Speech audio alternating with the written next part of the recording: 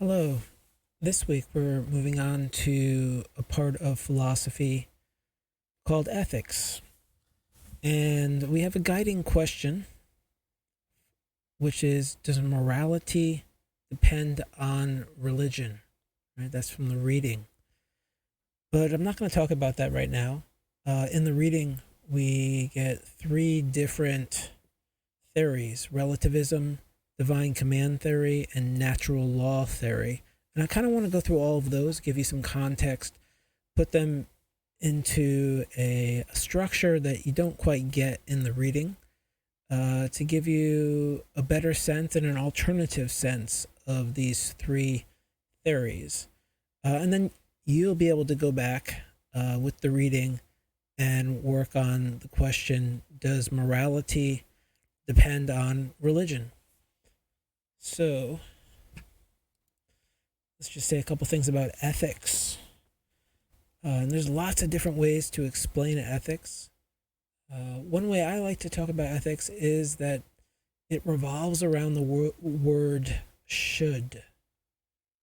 And we can use the word should in different questions, such as, should I do that? Or should I cause that? Or should I be that? And these three questions are all should questions, and they focus on a different aspect of the ethical situation. So the first one is a question of action. What should I do? The second one is about the consequences of our actions. Should I cause something? What are the best consequences?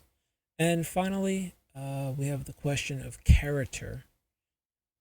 Right? Who am I being? Should I be like this?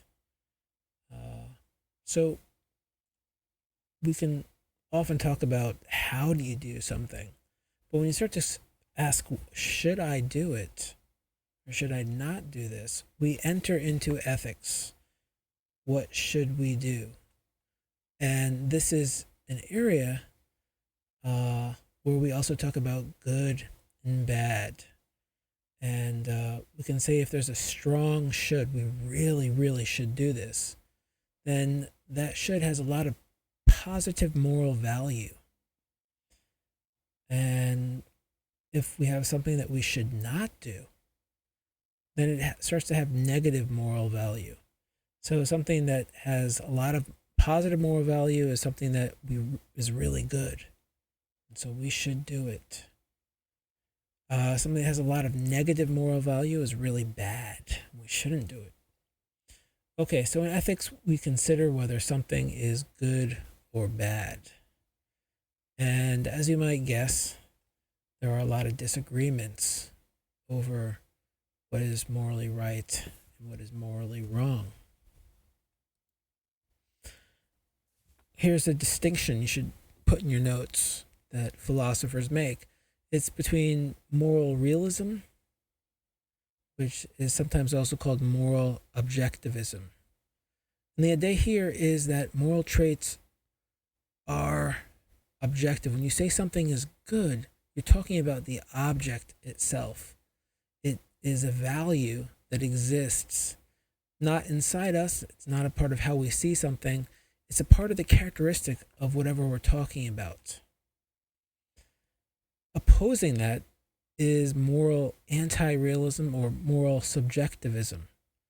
And this is the position that all our moral judgments take place inside us and really are more about how we see things, how we judge things. It's characteristic within us, not in the thing we are judging.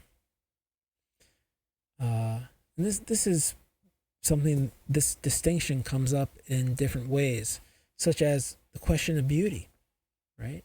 Is beauty objective, right? Is something beautiful and everybody just has to recognize it? You may not like it, it may not be your taste, but everybody has to recognize the beauty that is inherent in certain things.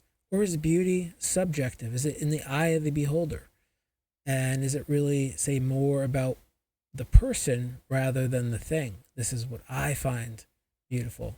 So this is an important distinction, and this also comes up in ethics when we talk about something being morally right or good. Are we talking about the object, or is it more about just how we see things? Okay, so this is just an important distinction in the background. Let's get to relativism.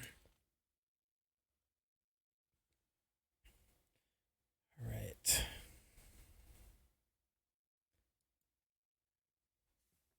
So another distinction: moral absolutism versus moral relativism. So moral relativism is what we're going to talk about, but it's often defined in contrast to moral absolutism.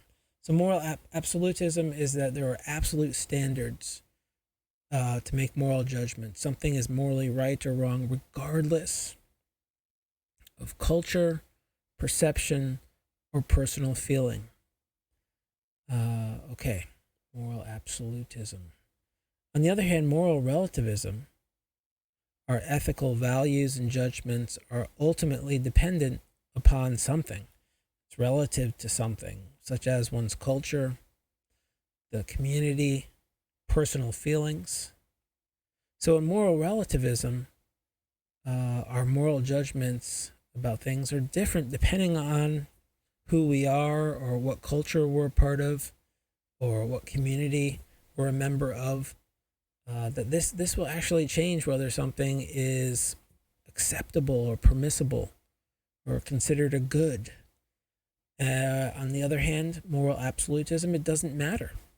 Something is either good or bad, and it's an absolute claim. It's true for everybody. We've all heard the phrase, "When in Rome, do as Romans do." Right? This goes back. It's attributed to Saint Ambrose giving advice to Saint Augustine. He's not sure what the right thing to do is, and he's advised, well, when you're in Rome, the right thing to do is to fast on the day they fast on, and outside of Rome, you can fast on the day that you normally fast on. Okay, so that's sort of the sense of relativism, right? Okay. Cultural relativism. Cultural relativism is a name we give to the theory that moral right and wrong is specific to one's culture. And what's right in one culture may be morally wrong in another. And this is just some old cartoon I found that's trying to demonstrate how different cultures see different things as problematic. Okay.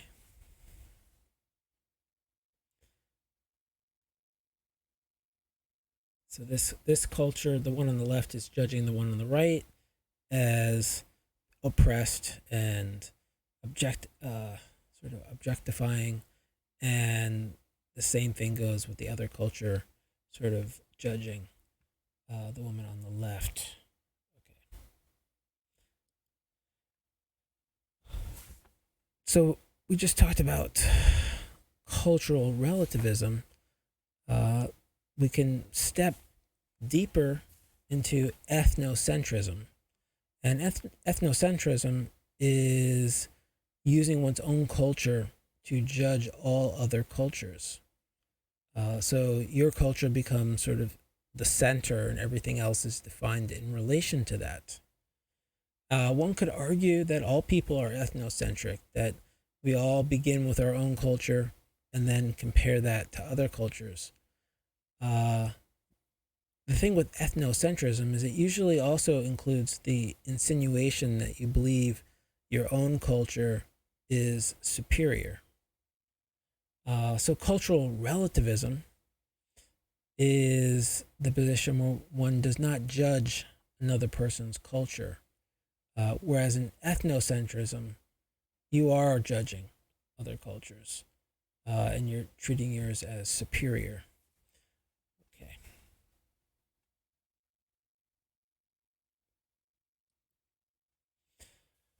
All right, let's hear a defense of relativism. We don't really hear that in most books. Most books attack relativism, and actually for good reason. Relativism is a real threat to philosophy itself. It's often immediately dismissed.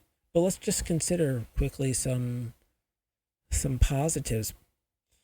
First is that relativism teaches us to be more tolerant, right? If everybody has their own way of seeing things, of what's right and wrong, then there's more than one way of doing something, and other ways are legitimate. So we should tolerate that other people have other legitimate ways of looking at things. So that's one good thing, tolerance, to be more tolerant, accepting. The second thing is that relativism teaches us to be open to the possibility that we are wrong, that things change, right? That what we think is right, other people might think is wrong, and we might change our mind and come to see it the same way as someone else. So relativism could teach us to be open to change. Okay, so there's two positives to relativism. We've got to look a little bit deeper. One way of understanding relativism is the idea that everyone is entitled to their own opinion, and you can't judge me for having an opinion. And a good example of this is a student who writes a paper, hands it in, and gets back a grade that they don't like. They go to the professor to argue, and the argument is, how can you give me a D- here when I'm just stating my opinion, and everybody's entitled to their own opinion? So this is my opinion. I should get an A. I wrote it. I gave you my opinion. So this is the nightmare to any professor, is the relativistic argument that you have to accept what I write because everybody has their own way of seeing things. Okay, so one argument against relativism is that, well, someone can then just change their mind whenever they want. They could write anything they want in that paper and then claim that it can't be judged, that it has to be accepted because the person that wrote it thought it was great. This is the sort of anything goes problem. And most people don't want to accept that anything goes.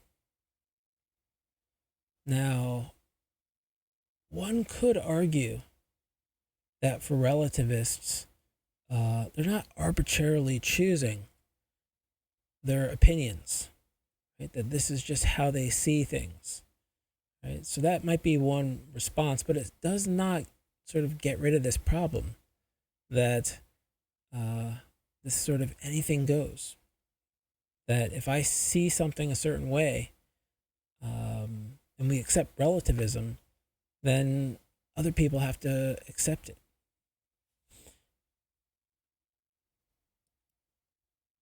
All right, so let's look at some challenges to moral relativism. And I have two here. So, and we've already sort of touched on this. Under this position of moral relativism, right, there's this danger that everything can become permitted and nothing can be morally judged. Right? This means that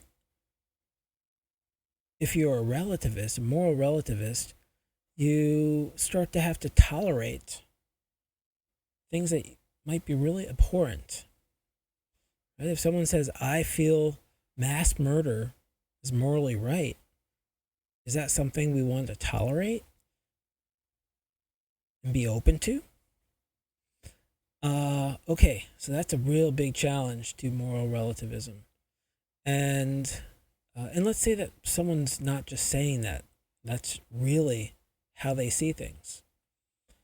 Okay, the second challenge. If nothing is definitively morally good or bad, right? If it just depends on someone's culture or just feelings, then moral relativism puts ethics itself into doubt, right? Why study ethics at all if it's just people's feelings, their personal preferences?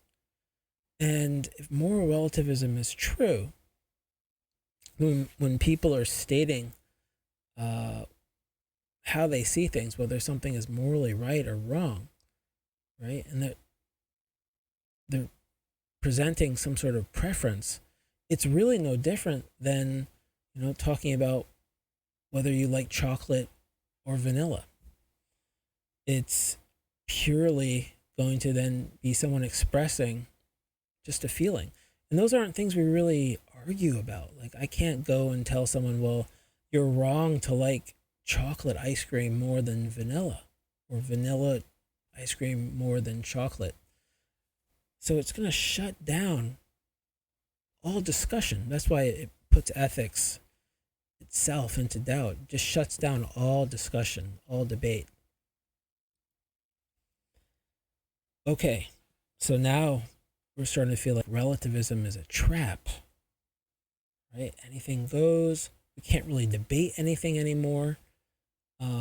At first, we just wanted to say everybody's entitled to an opinion. It seemed like it was okay. And now we might feel like we've fallen into a hole. So how do we escape moral relativism? Well, the way to do it is just start forming an argument based on facts or principles, right, to support your position about whether something's right or wrong in a moral sense. So as soon as we start to defend our moral claims, right, we betray that relativistic position because we're saying there's reasons for why something is morally right or morally wrong. It's not just how we feel about it. And so if you feel compelled to debate whether something's morally right or morally wrong, and you start to do that, you're escaping moral relativism.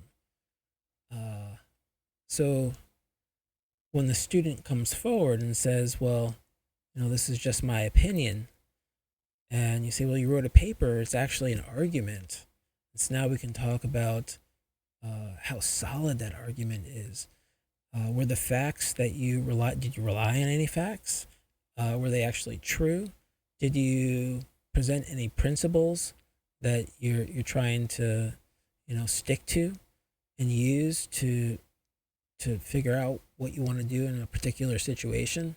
We can begin to evaluate that paper. Okay.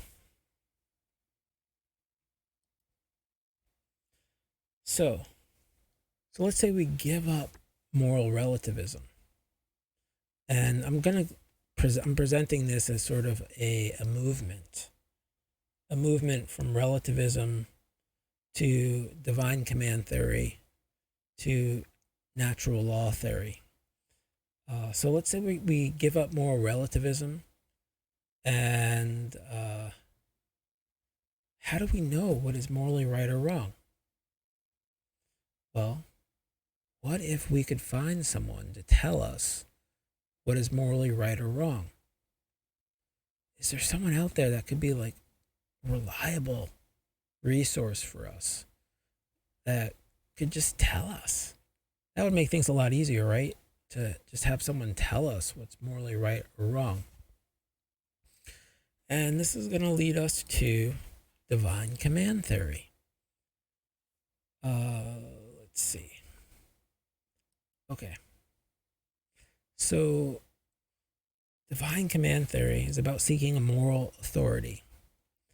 Someone who is an authority is someone who has some power over us, who we take their what they say affects us, and we often follow what they say because we trust them.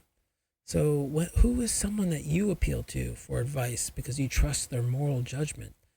Most of us have someone who we might be able to go talk to and give us some guidance in life about what should I do here? What's the right thing? If someone was considering an abortion and just wasn't sure, you might want to go talk to someone and get some advice. Who would that be? Well, what makes someone a moral authority?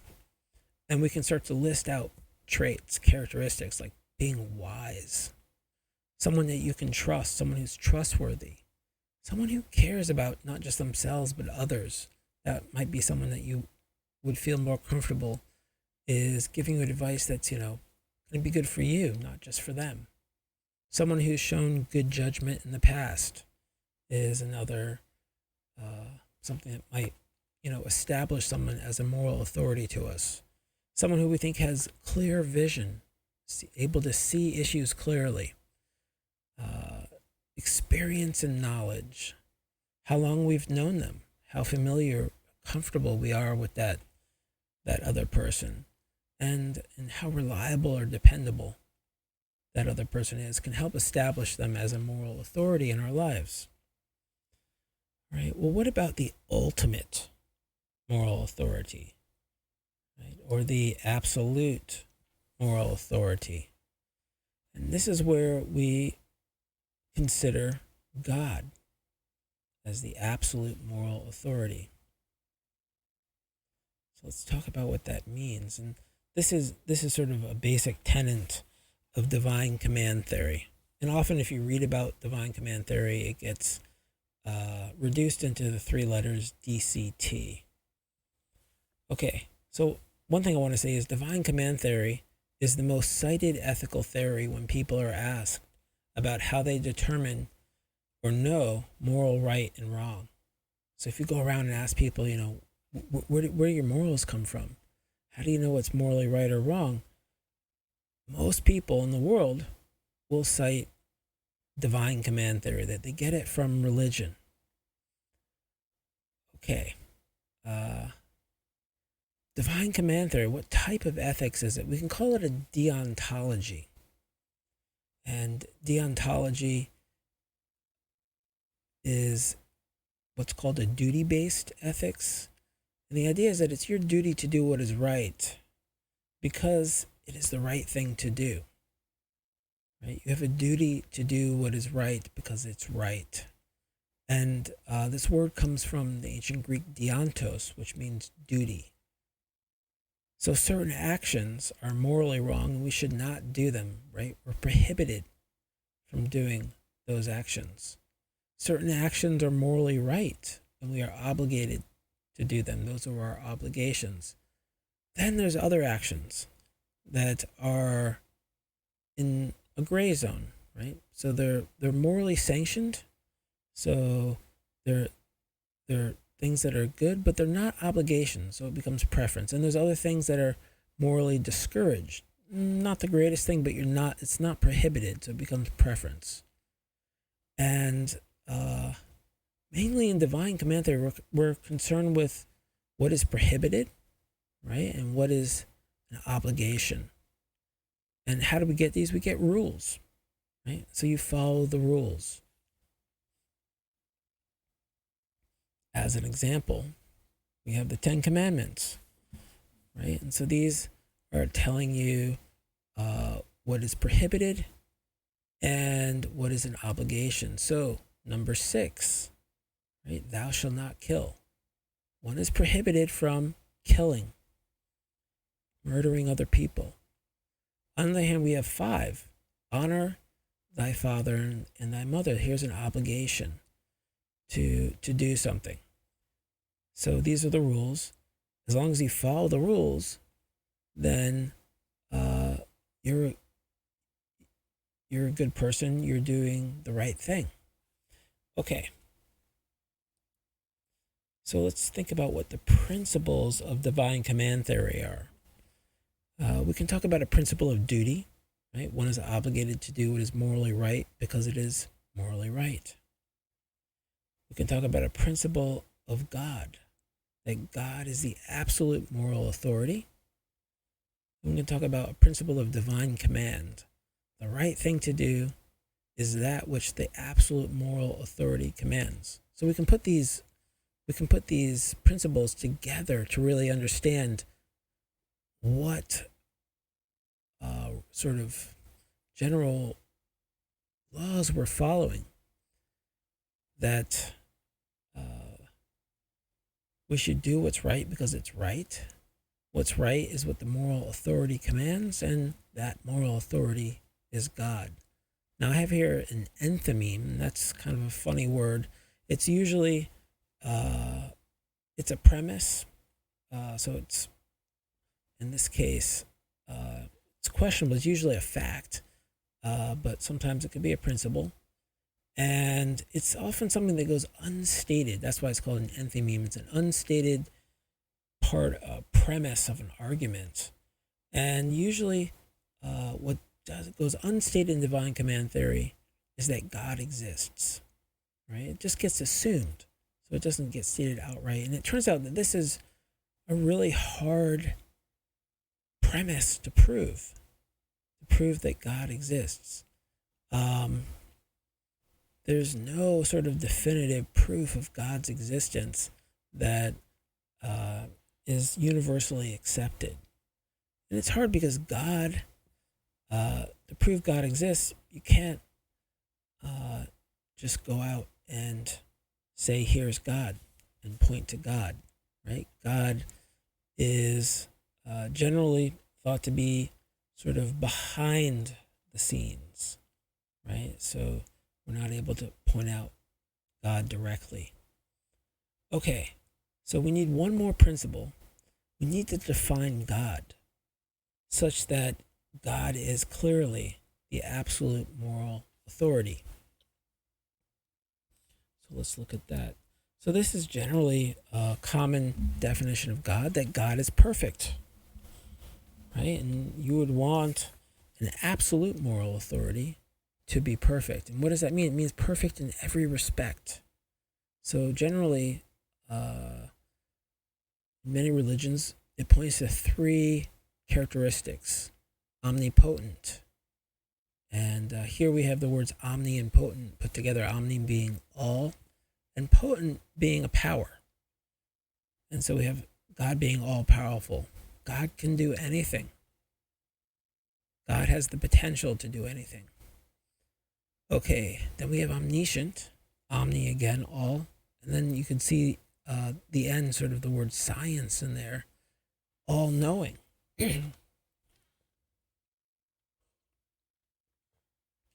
Okay, and finally we have omnibenevolent, all loving, all compassionate. And these tend to be three sort of key characteristics when one talks about a perfect being, that they have all three of these characteristics, and they're the most. Okay, so we have our new principle. God is omnipotent, omniscient, and omnibenevolent.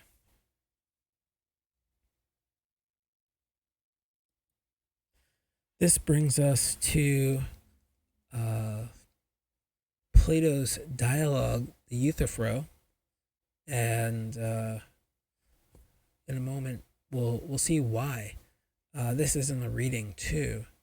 Let me give you a little bit of background. So this is a dialogue, the Euthyphro, and there's two characters. There's Socrates and Euthyphro. It's written by Plato. Plato was what we consider to be a student of Socrates. Socrates didn't have a school, didn't think of himself as a teacher, but certainly Plato followed Socrates and develops his own ideas from Socrates. So we can consider Socrates to be the teacher of Plato.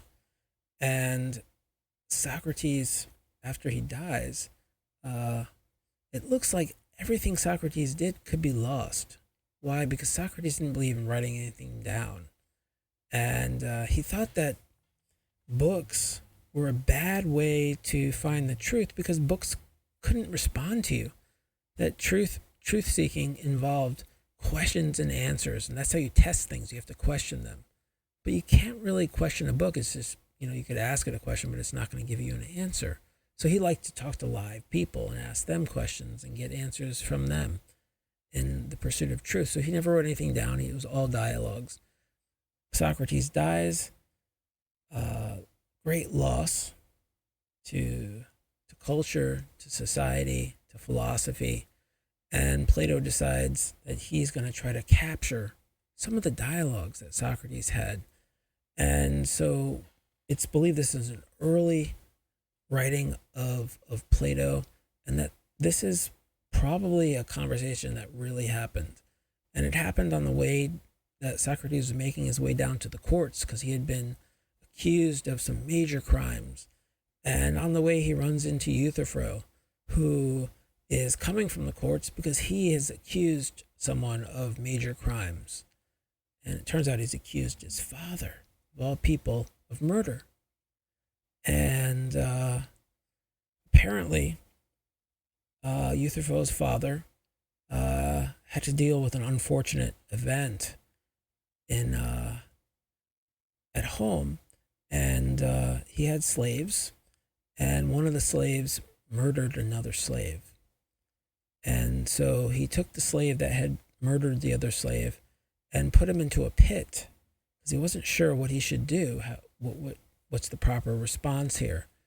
And I guess it was a busy time, and he forgot for a few days that the slave was in the pit, and the slave died of exposure or no water. And Euthyphro thought, this is wrong, right?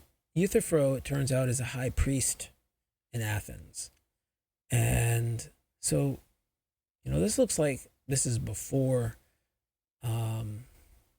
actually, I guess we do have the Ten Commandments at this point, but it's not practiced in Athens, but most religions prohibit, murdering, at least murdering innocent people. And so Euthyphro says, this is wrong. This is a violation. And it's my duty to make sure that anyone who breaks the law, who displeases the gods, doesn't follow their commandments, meets justice, even if it's my father. So he's pretty sure that his father has done something wrong, and he's doing what he thinks is his now obligation. So Socrates is really interested about this because he's being accused of major crimes, and he wants to understand how somebody knows what's right and what's wrong, what pleases the gods and what angers them. And they have a conversation about that. Okay, well, this isn't in the reading, but I thought it would be interesting to bring it up. One of the things that gets discussed in the Euthyphro dialogue is that the gods, and in Athens, there's many gods. There's the pantheon, and they often are at odds with each other. They disagree on things. They fight with each other. They also do a lot of things that are pretty horrible. They get into wars with each other. They steal from each other.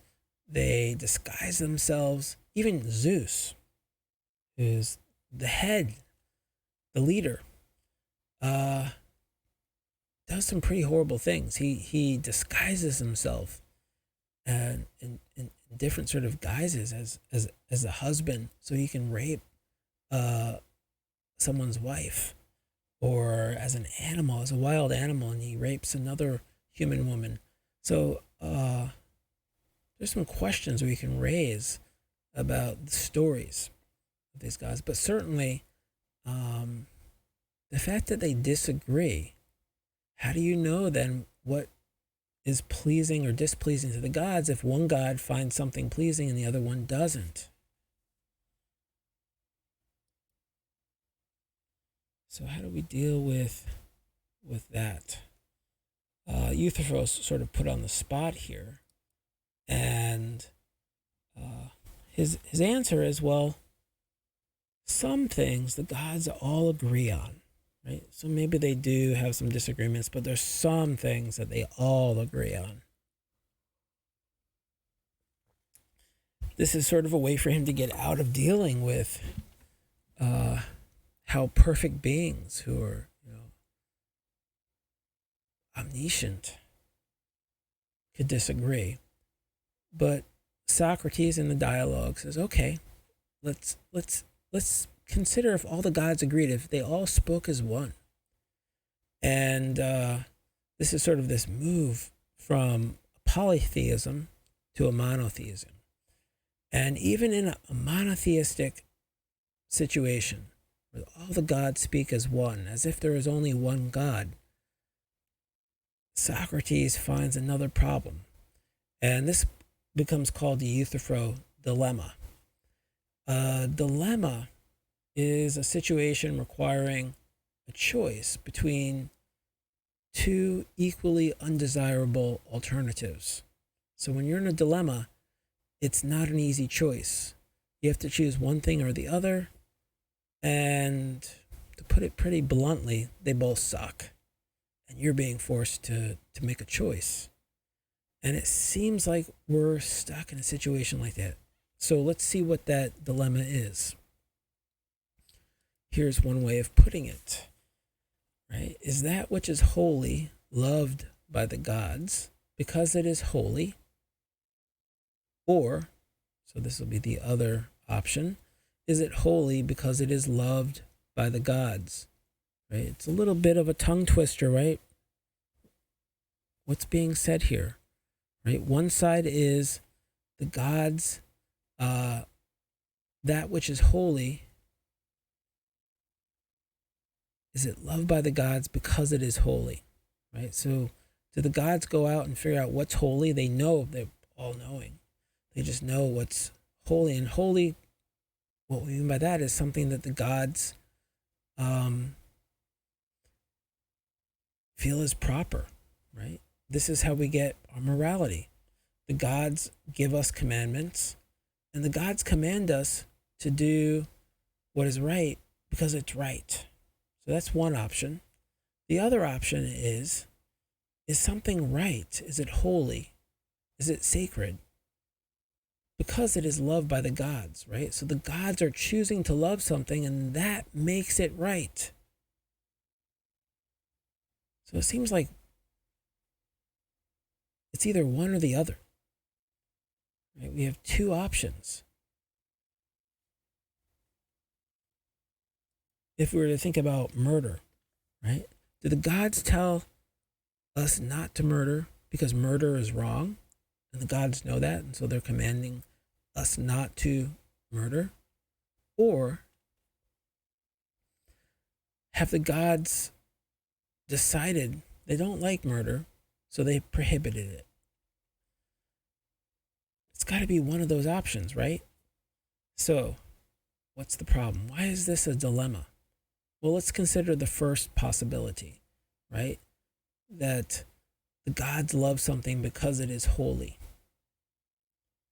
Well, this would mean that the gods or God would not be able to love anything else but that, right?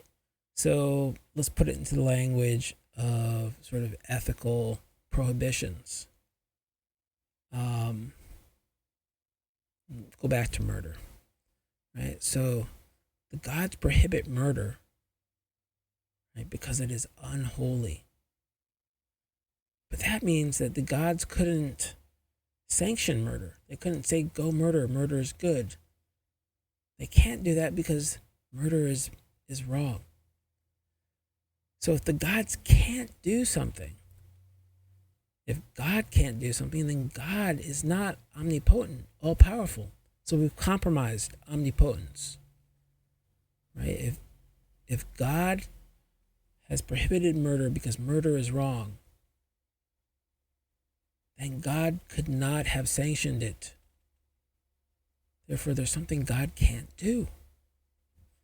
So that's the first possibility. Well, then let's look at the second one.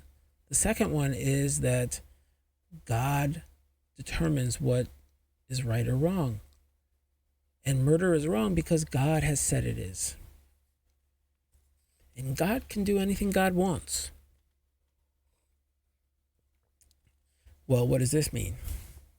This means that God could just as well have said that murder is morally right and obligated us to go out and murder, right? Murder at least 5 people a day. God is omnipotent. God could have said that, and whatever God says is right because God said so. So this would maintain the omnipotence of God, but we've compromised something else. We've compromised omnibenevolence, right? That God is all loving, because God now, since God is omnipotent, God could just as well have said murder is right and that we should harm each other. Okay, that's the problem. It seems like one of these options has to be right, but if we choose the first one, then God is no longer omnipotent. There's certain things God cannot do. And if we choose the second one, then God is no longer omnibenevolent, right? Because God is now completely free to decide what is right and wrong. And therefore, God has no reason, right? If there was a reason why God said murder is wrong, then God would have to say murder is wrong. But God is completely free, so God is not tied down to any reason. And that means that God is no longer all-loving, that God could just as well cause us to harm each other. Okay, seems like we have a big problem here, right?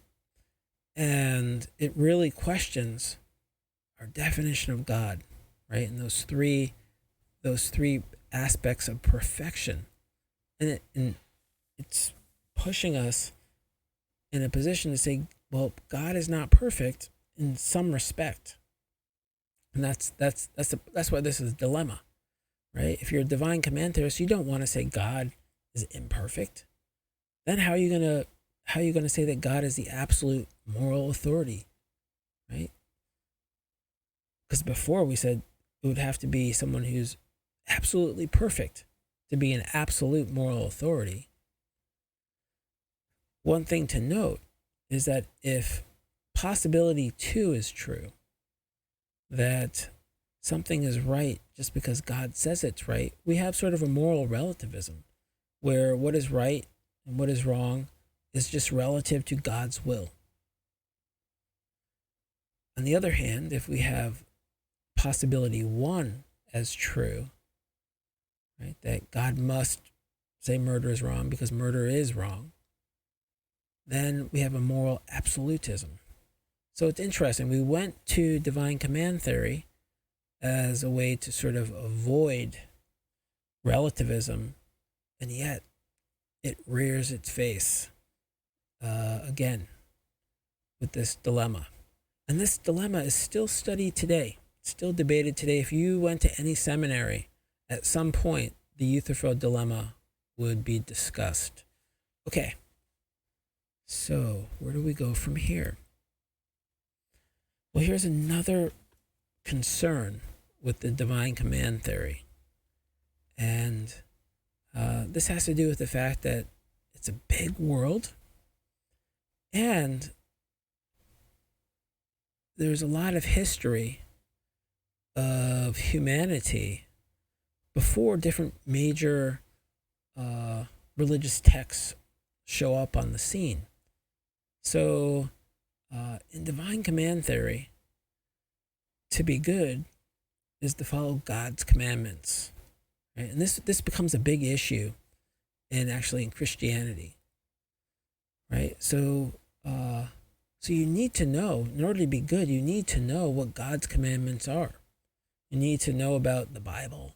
You would need to know about the 10 Commandments to be a good person, right? You have to follow the rules. Well, that means you have to know what the rules are to follow them to be a good person. Well, what about all the people that lived before the commandments were sent out or before the Bible was written, the Old or the New Testament, right? What about them? Does that mean that they all were bad people?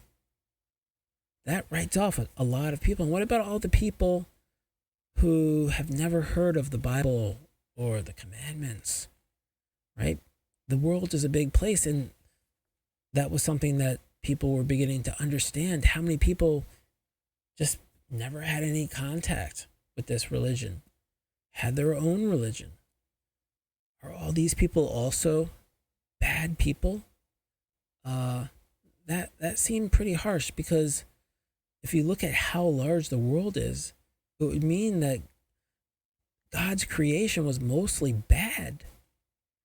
And why would a good God create a world where there's so many people that are bad, that have no connection to the rules? So this seems like a big problem, and the answer is our next theory, natural law theory. So it can be understood as a way for divine command theory to preserve God's authority, but without relying solely on specific religious writings or a religion that is historically and geographically confined. Okay, so we're going to talk about natural law theory. All right, so I'm just giving you sort of basic sense of these different theories. So here we have the idea that moral right and wrong can be found in nature. Right? That anyone can discover these things because we're all part of nature. So anyone can know moral right and wrong. Right? This means that we no longer have a need for a book like the Bible in order to sort of set forth basic moral rights and wrongs.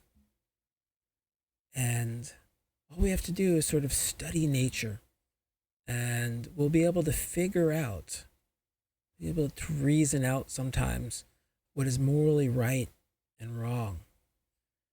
And the natural law theory can work with or without God, it turns out, right? So you can talk about nature as created by God, and therefore nature is created in such a way that it can reveal moral goods and wrongs.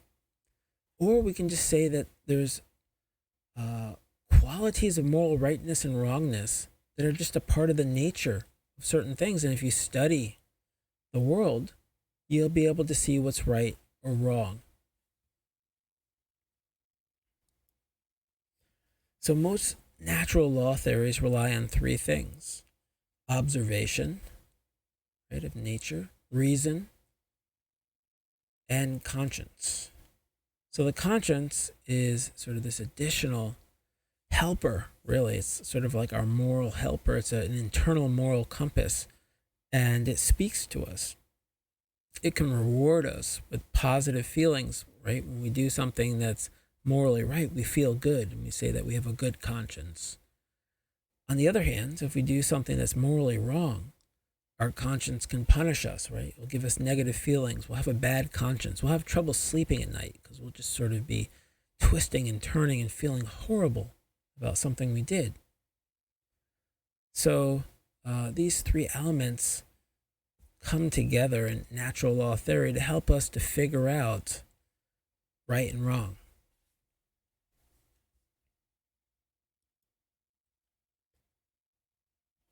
Well, it turns out we can challenge this theory too. We're going to challenge two aspects of what I just talked about. First is the conscience.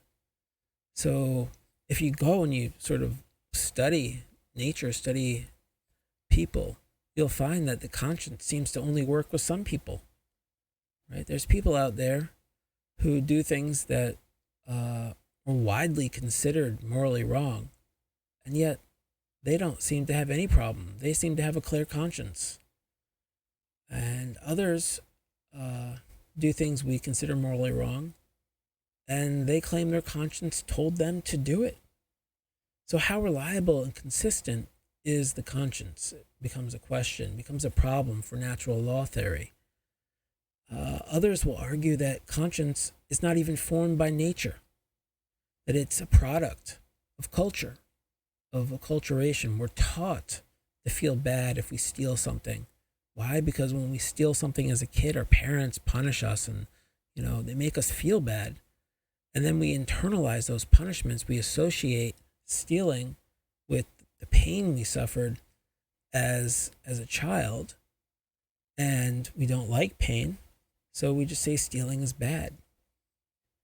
Okay, so that's one problem with natural law theory. Another problem is that it's based on observation of nature. And this is actually a problem that goes back to Hume, who we have studied. Excuse me. So, Hume is an empiricist. He's very concerned with observation, empirical observation. And what he argues is that what we observe is not the same as how things ought to be. This becomes known as the is-ought divide, right? Observing nature will never tell us how things ought to be. It only tells us how things are right now. Oh, man. This becomes a huge problem for natural law theory. If nature can't tell us what we ought to do, it can't answer the question of what we should do. Right? This leaves us with one other element of natural law theory, a very important element, reason, using reason to figure out what's right and wrong. And actually next, what we're going to do when we look at Kant is we're going to study an ethics that's really founded solely on reason. And we'll see how well that works out. Okay, I want to wrap this up. I want to say that I want to present this as potentially a vicious circle. So a circle means you're caught in something where, you get to the end, you're back at the beginning. A vicious circle is one you cannot escape. You're stuck, just going around and around and around and around. So how might this be a vicious circle? All right, well, we started with relativism, right? Everybody entitled to their own opinion. What's right for me might be wrong for you, and that's okay. And, well, if we took that to its logical extreme, it meant that everything is permissible and that debate was impossible. But we do debate moral rightness and wrongness. We do make arguments for why something is right or wrong. So we only stay in moral relativism until we start to defend, attack, debate, form an argument with respect to our moral beliefs. Okay, so relativism to absolutism. Now we're discussing what's absolutely right or wrong. But when we do that, it means that we should be able to prove, right, objectively prove to others what is morally right or morally wrong. But no moral arguments have yet to be formed that have ended these debates, right? They're still ongoing. So far, no one has successfully demonstrated once and for all the truth of moral absolutism. Now, this doesn't mean that certain things are absolute. It doesn't mean that things can't be absolutely morally wrong or right. It just means it hasn't been proved yet. But we might make an argument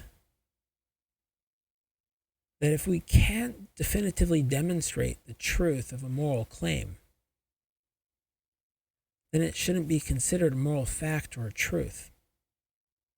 Now, this is a strong standard for a truth claim, that it has to be definitively proven.